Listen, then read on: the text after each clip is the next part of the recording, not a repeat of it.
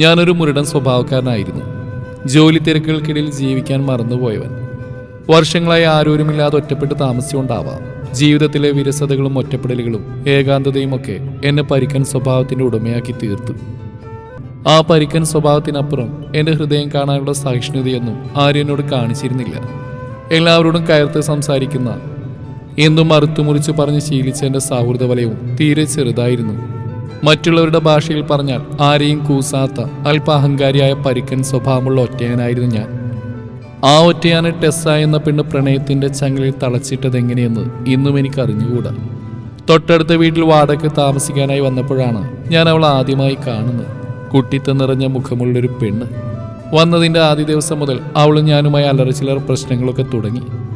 2 വീടുകൾക്കുമിടയുള്ള മതിലിൻ്റെ അടുത്താണ് അലക്കുകല്ലുള്ളത്. അവിടെ നിന്ന് തുണി അലക്കുമ്പോഴുള്ള വെള്ളം എന്നെ മുറ്റത്തേക്ക് വീഴുന്നു എന്ന് പറഞ്ഞ് ഞാനൊരു ദിവസം ഒച്ച ഉയർത്തി സംസാരിച്ചു.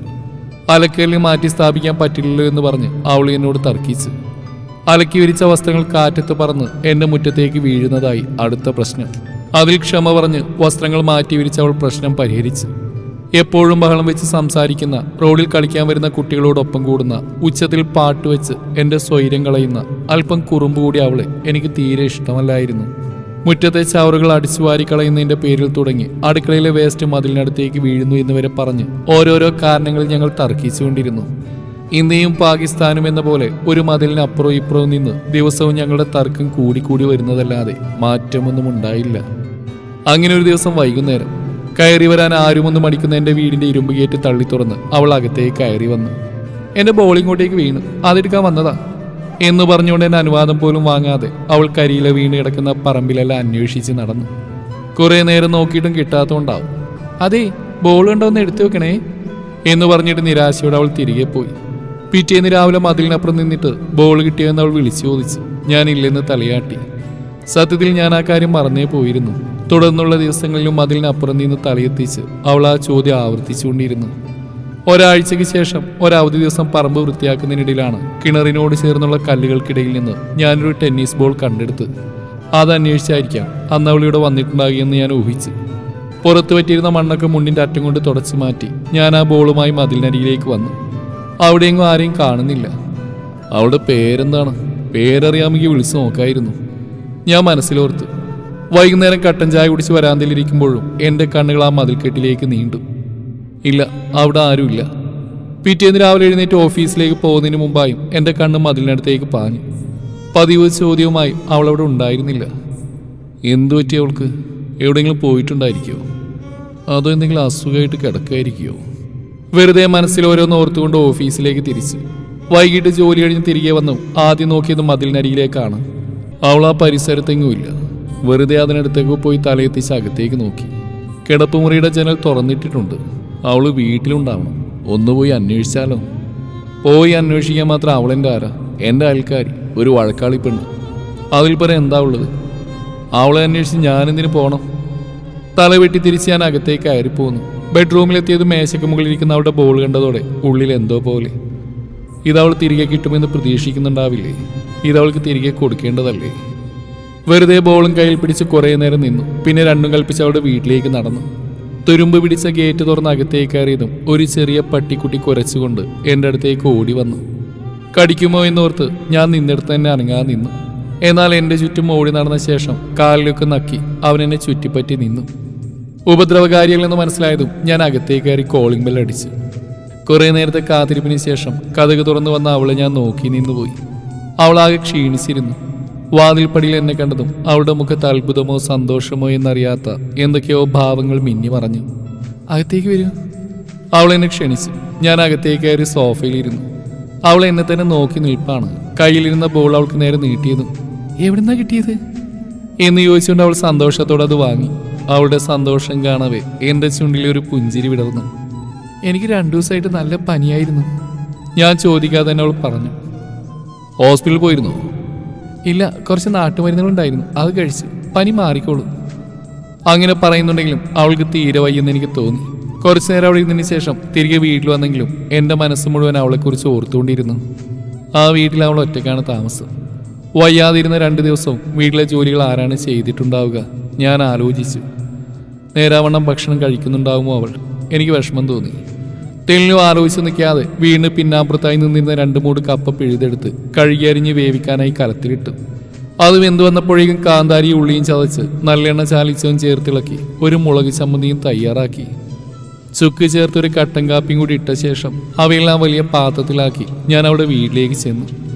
ഞാൻ ചെന്നപ്പോൾ അവൾ കട്ടിൽ ചാരി കിടപ്പായിരുന്നു. എന്നെ കണ്ടത് അവൾ അമ്പരന്ന് എൻ്റെ മുഖത്തേക്കും കയ്യിലെ പാത്രത്തിലേക്കും മാറി മാറി നോക്കി. അവൾ വിളിച്ചിരുത്തി അതെല്ലാം കഴിക്കാനായി വിളമ്പി നൽകുമ്പോഴും അവൾക്ക് അത്ഭുതമായിരുന്നു. കപ്പയും മുളകും കഴിച്ച് ചെറുചൂടോടെ കാപ്പിയും കുടിച്ചപ്പോഴേക്ക് അവളുടെ മൂക്കിൻ തുമ്പിൽ വിയർപ്പ് പൊടിഞ്ഞു. ശരീരം വിയർത്തു തുടങ്ങിയാൽ പനി വിട്ടുമാറിക്കൊള്ളുമെന്ന് പറഞ്ഞു ഞാൻ പാത്രങ്ങളെടുത്ത് വീട്ടിലേക്ക് തിരികെ പോന്നു. പിറ്റേന്ന് രാവിലെ എഴുന്നേറ്റപ്പോൾ പതിയെ പോലെ അവൾ ആ മതിൽക്കെട്ടിന്റെ പരിസരത്തായി ഉണ്ട്. പനി വിട്ടുമാറി ആളും ഇടുക്കിയായി. എന്നെ കണ്ടത് അവൾ ചിരിച്ചു. തിരികെ ഞാനും ചിരിച്ചു. പിന്നെ ഓരോ ദിവസവും പരസ്പരം കാണുമ്പോഴെല്ലാം ഞങ്ങൾ ചിരിക്കാൻ തുടങ്ങി. അപ്പോഴും അവളോട് മിണ്ടാൻ മടിയായിരുന്നു എനിക്ക്. മെല്ലെ മെല്ലെ അവൾ എന്നോട് സംസാരിച്ചു തുടങ്ങി. ഞാൻ അവളോട് ടെസ്സ, അതായിരുന്നു അവളുടെ പേര്. അവളേക്കാൾ 10-15 വയസ്സിന് മുതിർന്ന എന്നെ ചേട്ടാ എന്നൊന്നും വിളിക്കാതെ വിളിച്ച് എന്നെ വല്ലാതെ ആകർഷിച്ചു. വളരെ അടുപ്പമുള്ളവർ മാത്രമേ എന്നെ അത്തരത്തിൽ വിളിച്ചിരുന്നുള്ളൂ. പതിയെ പതിയെ ഞങ്ങൾക്കിടയിലെ മുള്ളുവേലി അഴിച്ചു മാറ്റപ്പെട്ടു. ടെസ് എൻ്റെ വീട്ടിലെ സന്ദർശകയായി. എൻ്റെ അടുത്ത സൗഹൃദമായി. എനിക്ക് അവളെ നന്നേ ഇഷ്ടപ്പെട്ടു. വല്ലാത്തൊരു പെണ്ണായിരുന്നു അവള്. എൻ്റെ നേർ വിപരീത സ്വഭാവത്തിനുടമ. 23 വയസ്സായെങ്കിലും കുട്ടികളി തീരാത്തൊരു പെണ്ണ്. പക്ഷേ ചില സമയത്ത് അവൾ പക്വതയാർന്നൊരു മുതിർന്ന സ്ത്രീയെ പോലെ സംസാരിക്കും. ഒരുപാട് ലോകം കണ്ട് പരിചയമുള്ളതുപോലെ പരിജ്ഞാനത്തോടെ കാര്യങ്ങൾ വിലയിരുത്തും. സങ്കീർണമായ പ്രശ്നങ്ങളെ തന്മയത്വത്തോടെ കൈകാര്യം ചെയ്യും. ഒരുപക്ഷെ അവളുടെ ജീവിതാനുഭവങ്ങളായിരിക്കാം അവളെ ഇത്തരത്തിൽ പക്വതയാർന്നൊരു പെണ്ണാക്കി മാറ്റിയത്. എന്നാൽ അതേസമയം തന്നെ നിസ്സാര കാര്യങ്ങൾക്ക് വിഷമിക്കുന്ന, വേവലാതിപ്പെടുന്ന നിഷ്കളങ്കമായ പൊട്ടിപ്പെണ്ണായും അവൾ മാറാറുണ്ടായിരുന്നു. കോട്ടയത്ത് വലിയൊരു സമ്പന്ന കുടുംബത്തിൽ ജനിച്ചവളാണ് ടെസ്സ. അവൾക്ക് അപ്പം മാത്രമേ ഉള്ളൂ. പണവും സമ്പത്തും കൂടിയതിൻ്റെ ആവാം കുത്തഴിഞ്ഞ ജീവിതമായിരുന്നു അയാളുടേത്. അപ്പൻ അന്യ സ്ത്രീകളെ കിടപ്പറയിലേക്ക് കൊണ്ടുവരുന്ന കണ്ട് മടുത്തിട്ടാണ് അവൾ വീട് വിട്ട് ദൂരേക്ക് പോകുന്നത്. ഇപ്പോൾ ഒരു സ്വകാര്യ സ്ഥാപനത്തിൽ ചെറിയൊരു ജോലി ചെയ്യുന്നു. വലിയ ശമ്പളമൊന്നുമില്ല, പക്ഷെ അവൾക്ക് ജീവിക്കാൻ അത് മതി. അതിലവൾ സംതൃപ്തിയാണ് താനും. അവളൊരു സംസാരപ്രിയയാണ്. ധാരാളം സംസാരിക്കും. അതിലുപരി നല്ലൊരു കേൾവിക്കാരി കൂടിയാണ്.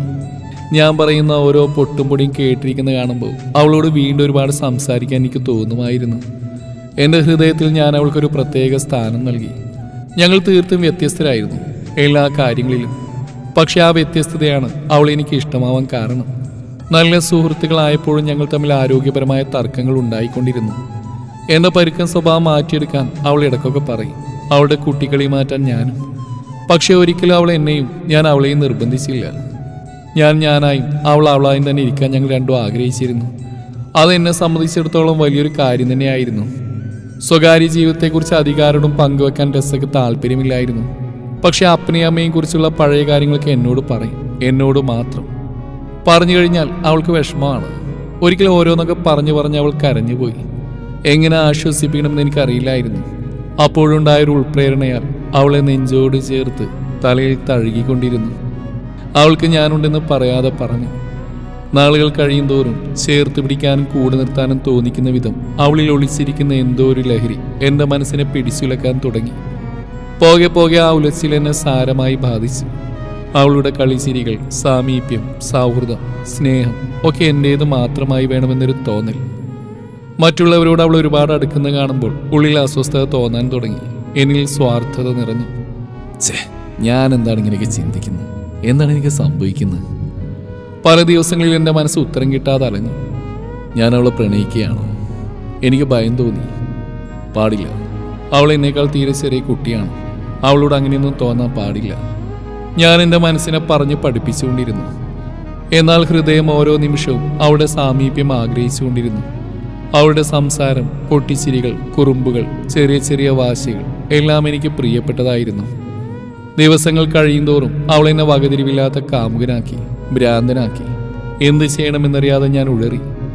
ഇങ്ങനെയും പ്രണയമുണ്ടാവുമോ എന്ന് എനിക്ക് സംശയമായിരുന്നു.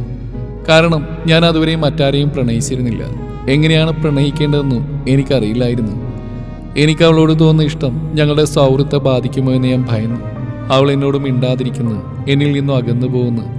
അതൊന്നും എനിക്ക് സങ്കല്പിക്കാൻ പോലും ആവുമായിരുന്നില്ല. ആരെയും പേടിയില്ലാത്ത എനിക്ക് ആദ്യമായി ഒരു പെണ്ണിന് മുമ്പിൽ ധൈര്യം നഷ്ടപ്പെട്ടു തുടങ്ങി. എനിക്ക് അവളോട് തോന്നുന്ന പോലൊരു ഇഷ്ടം ഒരിക്കലും അവൾക്ക് എന്നോട് ഉണ്ടാവില്ലെന്നും ഞാൻ അവൾക്കൊരു നല്ല സുഹൃത്ത് മാത്രമാണെന്നും ഞാൻ എൻ്റെ മനസ്സിനെ പറഞ്ഞ് പഠിപ്പിച്ചു. അവളോടുള്ള പ്രണയത്തെ എൻ്റെ ഹൃദയത്തിൻ്റെ ഒരു കോണിൽ ഞാൻ ഒളിപ്പിച്ചു വെച്ചു. ഓരോ ആഴ്ചകളിൽ അവളുടെ വീട്ടിലേക്കുള്ള പോക്ക് ഞാൻ പതിയെ നിർത്തി. അവൾ സംസാരിക്കാനായി വരുമ്പോഴൊക്കെ ഇല്ലാത്ത തിരക്കഭിനയിച്ച് ഒഴിഞ്ഞു മാറാൻ തുടങ്ങി.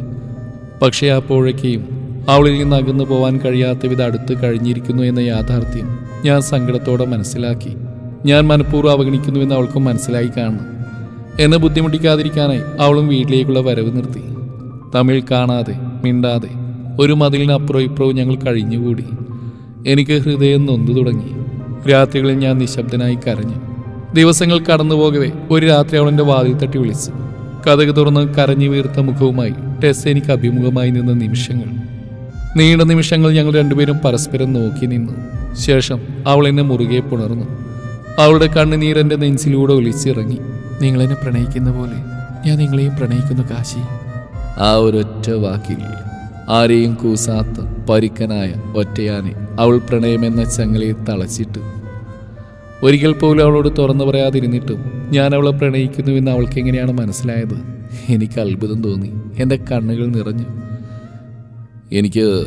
എനിക്ക് പ്രണയിക്കാൻ അറിയില്ല, ഞാൻ പതർച്ചയോടെ പറഞ്ഞൊപ്പിച്ചു.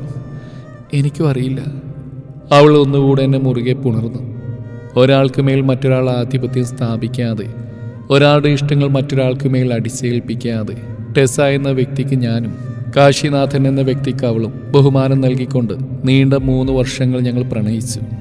ചേർച്ചയില്ലായ്മയ്ക്കുള്ളിലെ ചേർച്ചകളാണ് ഞങ്ങളെ ചേർത്ത് നിർത്തുന്നതെന്ന് ചിലപ്പോഴൊക്കെ തോന്നാറുണ്ട്. സ്വഭാവം കൊണ്ടും കാഴ്ചപ്പാടുകൾ കൊണ്ടും ഞങ്ങൾ 2 ഇരുധ്രുവങ്ങളിലായിരുന്നു. രണ്ടുപേരുടെയും ഇഷ്ടങ്ങളും വ്യത്യസ്തമായിരുന്നു. പക്ഷേ ഒരാൾക്ക് വേണ്ടി മറ്റൊരാൾ അതൊന്നും വേണ്ടെന്ന് വെച്ചില്ല.